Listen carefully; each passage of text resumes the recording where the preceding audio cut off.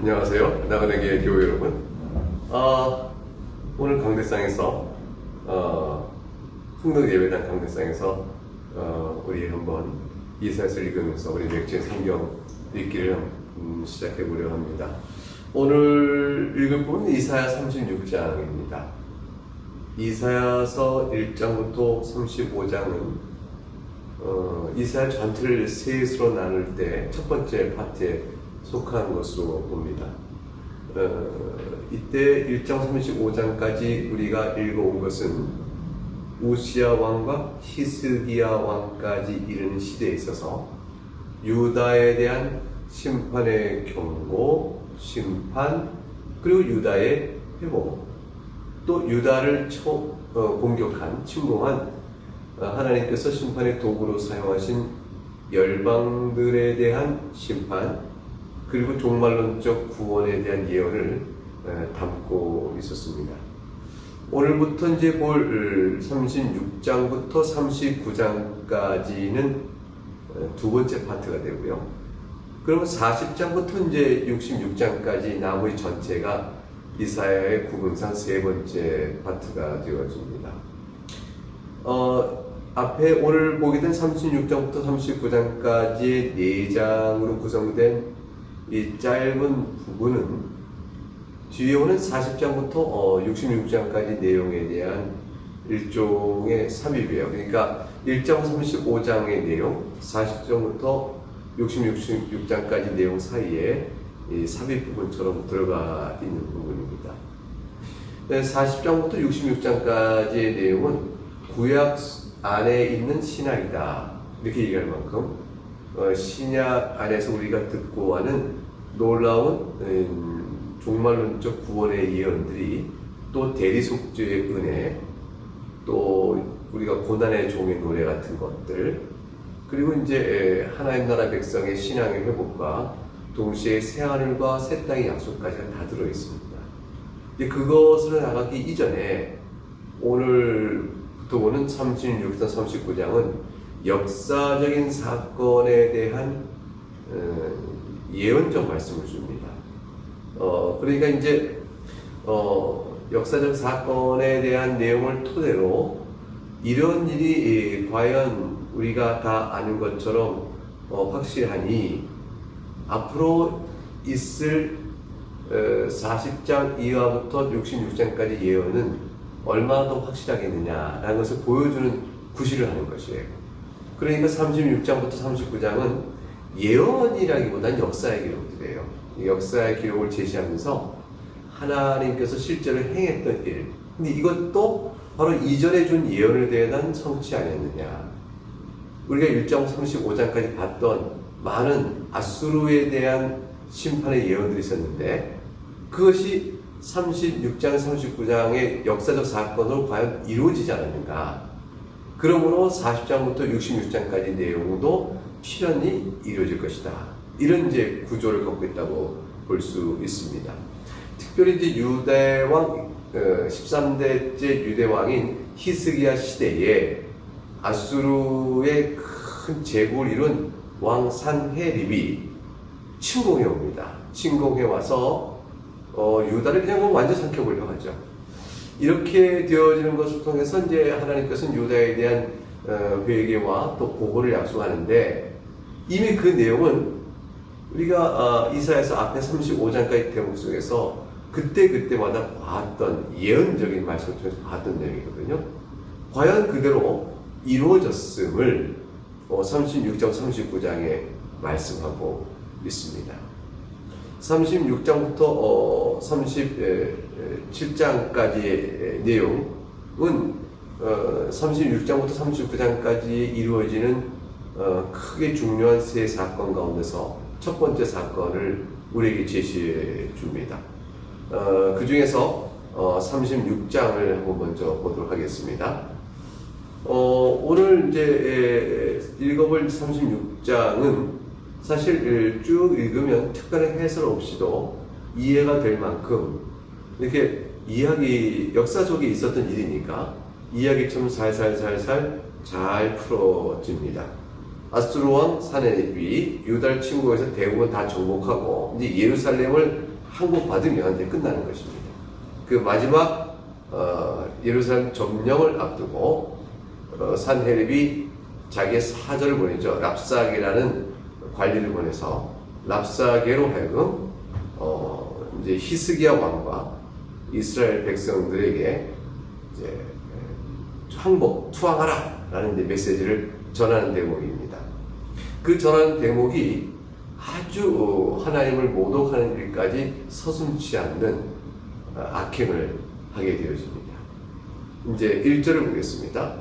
히스기야 왕 14년에 아수르 왕 산헤립이 올라와서 유다의 모든 견관성을 쳐서 취하니라. 남은 거는 예루살렘밖에 없다. 이렇게 얘기되는 거겠죠.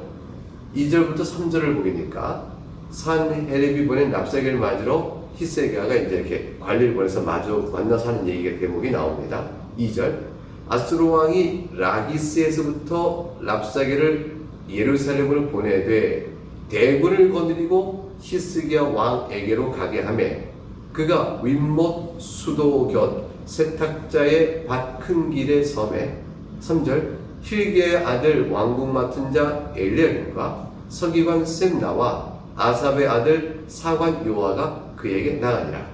3절은 이제 히스기야가 랍사게를 맞으러 협상단을 이제 보내는 거죠. 사절을 보내는 겁니다. 근데 아수르 왕이 랍사게를 보냅니다. 근데 보낸 것이 라기스에서부터다. 이 라기스가 보통 중요한 군사 요새가 아니에요. 이 라기스가 이게 점령당했다는 거죠. 거기에서 아수르 왕이 랍사게를 보내니까. 근데 이 라기스는 이제 이 당시 히스기야 왕이 남쪽에 있는 큰 나라인 애굽을 의지해서 아수르의 힘을 좀 견뎌볼까 이런 생각을 했었는데 이 라기스는 애굽으로 사절을 보내고 또 애굽의 도움을 받기에 좋은 군사적 요충지입니다. 근데 여기에서 아수르 왕이 랍사게를 점령하고 보냈다는 것은 이제 남유다 사람을 하여금 애굽에 대한 도움을 받을 생각을 못하게끔 만드는 거죠. 너희는 이미 애굽 도움은 끝났다. 애굽도 아무것도 아니라. 근데 그것을 의지하느냐? 그거로부터 너희가 도움을 청할 수 있는 군사요새는 내가 이미 점령하였다. 이런 이제 메시지가 그 자체가 이제 절망적인 유다에게는 메시지가 되겠습니다. 근데 이제 어디서 만났는가 했더니 윗못 수도 곁 세탁자의 밭 큰 길. 이게 참 우리말 번역에 붙여놓으니까 어렵죠. 세탁하는 사람들이 모여서 사용하는 밭에 세탁하는 세탁하는 사람들의 밭에 큰 길이 있는데 그 큰 길가에 못이 있어요. 연못이 있는데 그 연못은 바로 윗연못이라 해서 위에 있는 저수지에 수도관이 연결된 곳이죠. 이게 수로관이 있는 거예요. 수로관. 그러니까 큰 윗못 저수지에서 수로가 흐르고 거기서 세탁하는 사람들이 또 나가 세탁도 하고 하는 곳이에요. 이 물이 굉장히 중요하잖아요. 근데 거기에서 섬에라는 말은 무슨 말입니까?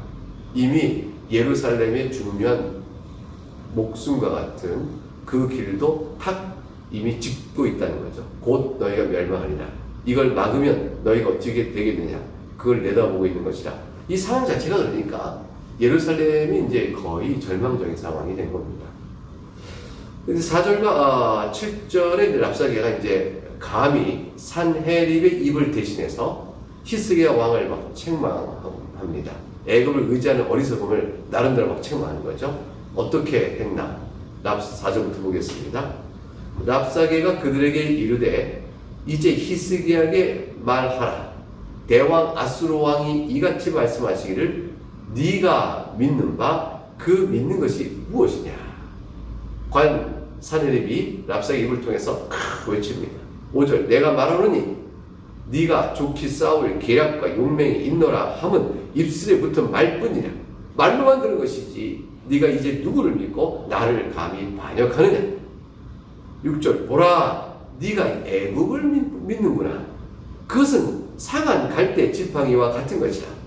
갈대 지팡이는 의지할 힘이 없는 거잖아요. 근데 그나마도 상이 있으니 무슨 썩은 동아줄 같은 것이죠. 의지가 되겠느냐. 사람이 그것을 의지하면 손이 찔리리니 애굽 왕 바로는 그를 믿는 모든 자에게 이와 같으리라. 믿어봤자 너를 해치는 것밖에 안 되고 애굽은 너를 지탱하지 못한다.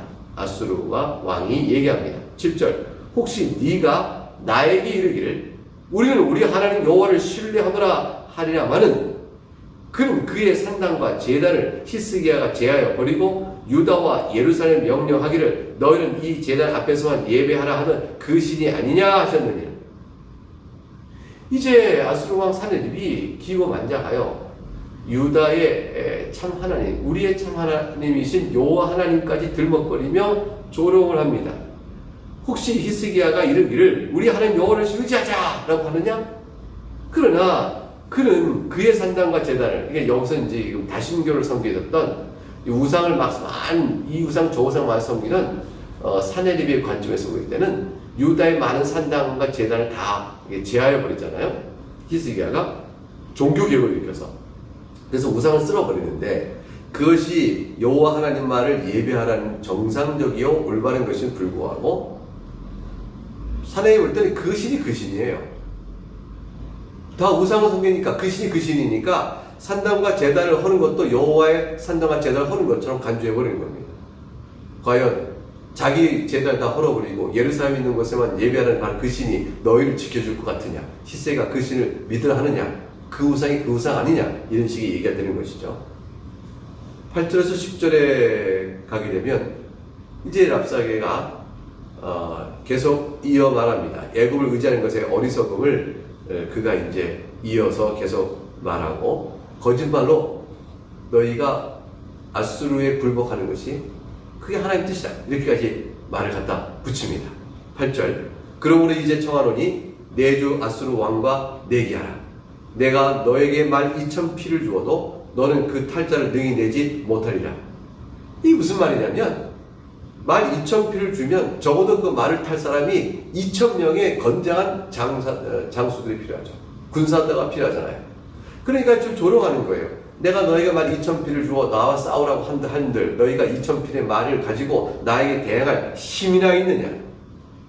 너희가 아무것도 아니라는 것이죠. 9절 그런즉 네가 어찌하여 내 주의 종 가운데 극히 작은 총독 한 사람들 물리칠 수 있으랴. 너희가 그 정도 병력도 운영 못할 만큼 약하니 아수르 왕이 세운 이 제국의 한 성의 총독보다도 너희는 세력이 약하다. 작은 성의 총독보다도 세력이 약하다. 그러니 너희가 감히 나한테 덤벼? 이런 식의 얘기가 되는 것이죠. 어찌 애굽을 믿고 병거와 기병을 얻으려 하느냐? 애굽에게서 병과 기병을 얻어서 감히 나와 맞서려고 하느냐? 상한 갈대와 같다고 했어요. 10절 내가 이제 올라와서 이 땅을 멸하는 것이 여호와의 뜻이 없음이겠느냐? 하나님의 뜻이라고까지 빙자합니다. 너희가 하나님을 의지하느냐? 그러나 내가 여기까지 왔으면 하나님의 뜻이 허락된 것이다. 여호와께서 내게 이르시기를 올라가 그 땅을 쳐서 멸하라 하셨느냐 아니라. 이것은 거짓말이죠. 근데 이 말을 듣고 예루살렘의 성에 있는 주민들이 여호와께서 허락했다 우린 희망이 없네. 히스기야가 여호와를 의지하라고 했는데 희망이 없잖아 라고 동요가 일어나게 되면 백성들이 히스기야에서 반역을 하겠죠. 이건 심리전까지 거짓말을 가지고 심리전까지 풀고 있는 것입니다. 11절 12절에 히스기야의 사절단들이 랍사게에게 제발 그런 모욕된 말을 하지 말아달라고 요청을 합니다. 그러나 랍사게가 그럴 리가 없죠. 11절 이에 엘리야김과 셈나와 요아가 랍사게에게 이르되 우리가 아람 방언을 아오니 청하건대 그 방언으로 당신의 종들에게 말하고 성 위에 있는 백성이 듣는 데서 우리에게 유다 방언으로 말하지 마소서 하니. 이 랍사게가 유다 방언을 할 줄 아는 거예요. 유다 방언만 얘기하는 것이죠. 근데 그걸 다 들으면 너무 이 신성 모독과 이 얘기를 견딜 수가 없으니까 이제 엘리야김과 셈나와 요아가 랍사게에게 말한 것이죠. 우리는 그 당시에 아람 방언을 압니다. 아람 방언은 그 당시 일종의 국제 통용어처럼 제국의 언어였어요.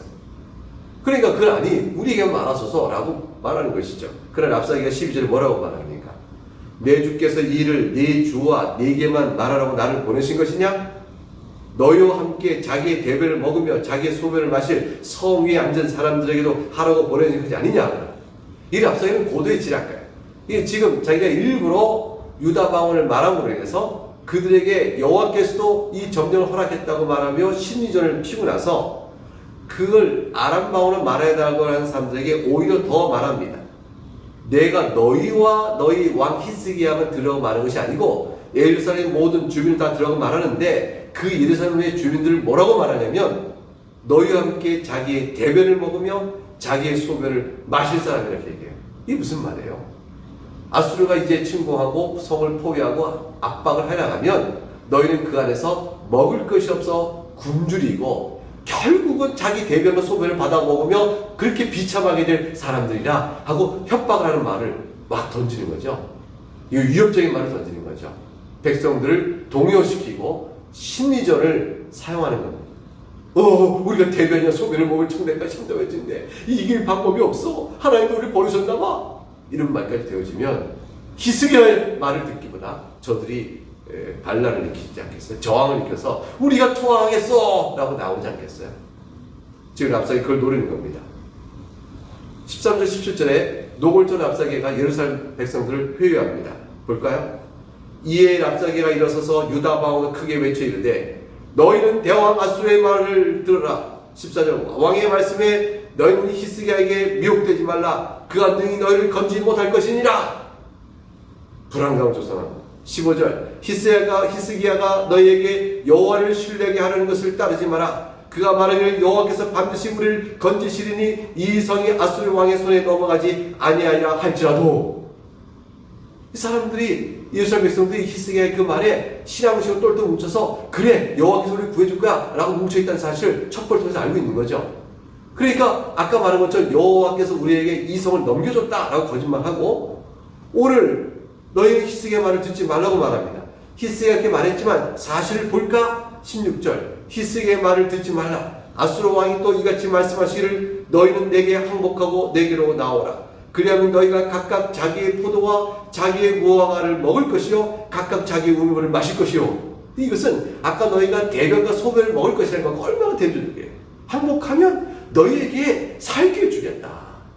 너희가 농사를 지어 포도와 무화과를 먹을 수 있는 비옥한 땅도 줄 것이요 우물물도 먹을 수 있게 할 것이니 이 얼마나 복되냐. 그것도 자기의 우물물이라 했으니 우물물이 귀하잖아요.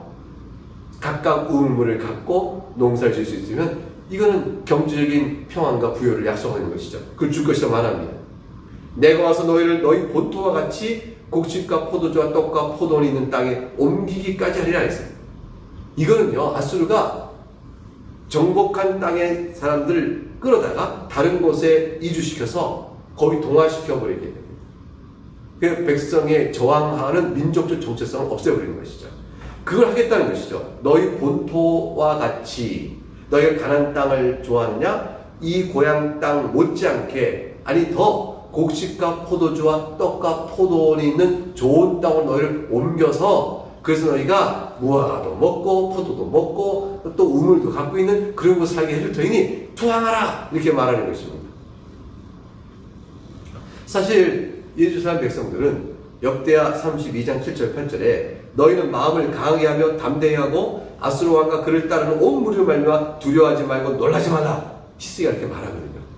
우리와 함께 하신 이가 곧 그와 함께하는 자보다 크니 하나님께서 저들보다 크니 이는 우리의 하나님 여호와시라. 반드시 우리를 도우시고 우리를 대신하여 싸우시라 하며 백성이 유다왕 히스기야 말로 말미암아 안심하니라. 이게 바로 예루살렘 성의 현재 백성들의 마음이었어요. 그를 막 흔들어 놓기 위해서 지금 이렇게 말하는 것입니다. 18절과 20절에 랍사게가 이르기를 여호와가 능히 유다를 건질 수 없다고 조롱하는 거예요. 이제 신성 모독의 죄까지 범하죠. 18절 혹시 히스기야가 너에게 이르기를 여호와께서 우리를 건지시리라 할지라도 속지 말라. 열국의 신들 중에 자기의 땅을 아수르 왕의 손에서 건질 자가 있느냐. 다 정복당했다. 너희 신이라고 예외겠느냐. 19절 예를 듭니다. 하맛과 아르바지 신들이 어디 있느냐. 스발 와임의 신들이 어디 있느냐. 그들이 사마리아를 내 손에서 건졌느냐. 20절 이 열방의 신들 중에 어떤 신이 자기의 나라를 내 손에서 건졌기에 여호와가 능히 예루살렘 내 손에서 건지겠느냐 하셨느냐. 아니라 여호와의 능력과 그걸 조롱하며 이렇게 백성들 요동시킵니다. 이제 마지막 두 절 볼까요? 21절과 22절에 이제 사절단이 올라가서 히스기야의 이 대화의 내용을 보고하는 장면이 나옵니다. 그러나 21절 그들이 잠잠하여 한 말도 대답하지 아니하였으니 이 사절단이 그 모욕을 참아냅니다. 참아내고 요동하지 않습니다. 이스라엘 예루살렘 백성들도 요동하지 않고 있는 거죠. 이는 왕이 그들에게 명령하여 대답하지 말라 하였습니다. 사절단이 침묵합니다. 일체 대답하지 않습니다. 저들이 어떻게 나올 것인가를 시기라도 보고 있는 것이죠. 이들이 잠잠하니 예루살렘의 온 성문의 백성들도 잠잠합니다. 하나님의 모독을 듣고 견디지 못하면서 하나님께서 갚아주실 것을 믿으며 견딥니다. 22절 그때 힐기의 아들 왕궁 맡은 자 엘리야민과 서기관 셈나와 아셀의 아들 사관 요아가 자기 옷을 찢고 희색에 나가서 랍삭의 말을 그에게 전하리라. 옷을 찢는 게 뭐예요? 듣지 못해서 하나님을 모독하는 저들의 말을 견디지 못해서 애통하는 마음으로 옷을 찢고 울며 나가는 것입니다. 사랑하는 교회 여러분, 과연 하나님께서는 저들의 모독의 말을 다 들으시고도 우리 예루살렘에 있는 히스기야와 그의 백성을 구원하실까요? 어떻게 구원하실까요? 과연 아수르가 장담하고 말한 것처럼 열방의 신들이 다 무너져 버렸는데 여호와를 할 수 있냐고 외치는 저 부름 앞에서 살아계신 참된 하나님 여호와께서는 어떻게 저들을 물리치시고 과연 예루살렘을 구원해내실까요? 이 말씀이 내일 읽을 37장 가운데 나오게 되어집니다. 세상이 여호와를 모독합니다. 그러나 주님의 구원의 손길을 굳게 믿으시기 바랍니다. 이 말씀으로 오늘 하루도 또 감당하며 사신 여러분 될 수 있기를 주의 이름으로 축복합니다. 감사합니다.